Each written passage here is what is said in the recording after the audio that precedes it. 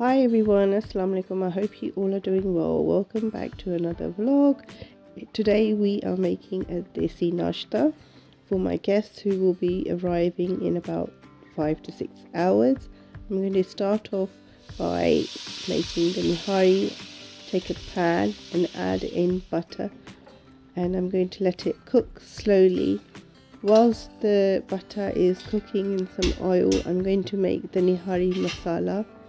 The ingredients are going to be in the description box as well, and you'll be able to see them on the side of the screen. Usually I dry roast the spices individually before grinding them, but I forgot this time. But it still turned out really good. Now here you can see that the butter has thoroughly melted and it's almost becoming like ghee. It's like my quick method. It made a big difference. So I added in a bit of oil as well in this. Next I'm going to add into this makeshift ghee ginger and garlic paste, and we'll quickly stir this for a couple of minutes. Now for the nihari, for the actual gosht, the meat, my butcher gave one shank, and as well as one shank he also gave me these other pieces of meat that he prepared. You can cut these up into smaller pieces, but like you see me, I'm actually just adding this into the garlic ginger oil and just making sure it's browned on all sides. I'm just turning this around. Next I'm going to add in red chilli powder with some salt and some nihari masala that we just made. I'm going to quickly stir this in like this, just turning the meat around like this.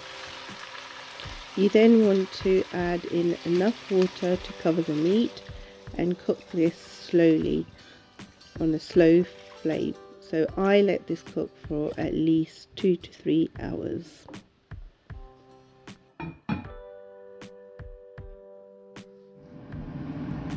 Make sure you adjust the salt according to your taste. So it's been a few hours since the nihari has been cooking. So as soon as you find out that your pieces of meat have become tender, you can make the slurry. So in a bowl I added some Atta, water and saffron. Dissolve this all together and pour this into the nihari. Make sure that you keep mixing so it doesn't stick to the bottom, like so.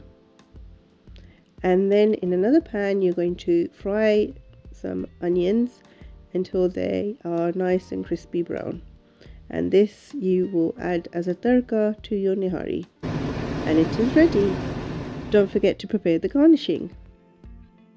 Next we are going to make aloo ki bhujia. So in a pan I added some oil in. I had some potatoes sliced up roughly, you can see it's a few cups of potato sliced, and I'm just going to lightly fry them together. This should take about 5 to 6 minutes depending on how many potatoes you have. So once the potatoes have been nicely browned, you're going to put them aside, and then we're going to make the masala for this. So in the same pan I added garlic and ginger paste. Be careful, it will splatter. And I added in the spices and quickly fry these off. I added in a little water just to help the spice along. This takes about 2 to 3 minutes.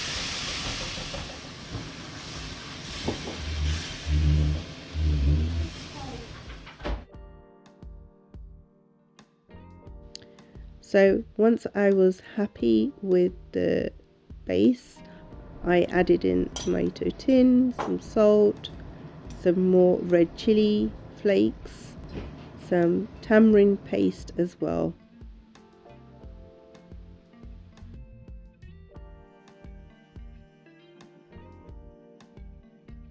Make sure you mix this thoroughly. Once you have mixed this thoroughly, add in your chaat masala, some more water, and add in your fried potatoes.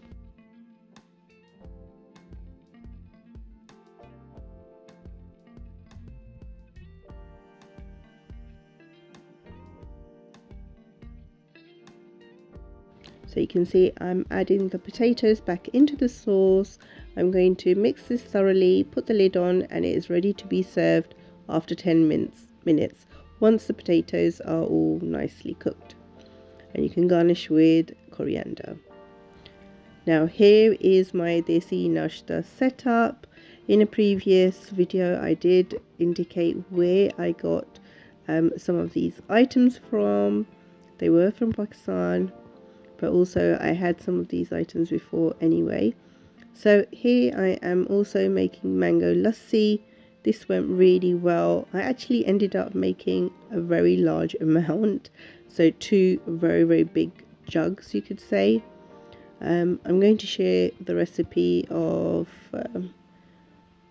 a small jug here, but this tin that I'm using is about 800 grams. And I used the natural yogurt and then added in sugar to adjust, and I also added in milk. So this turned out to be perfect.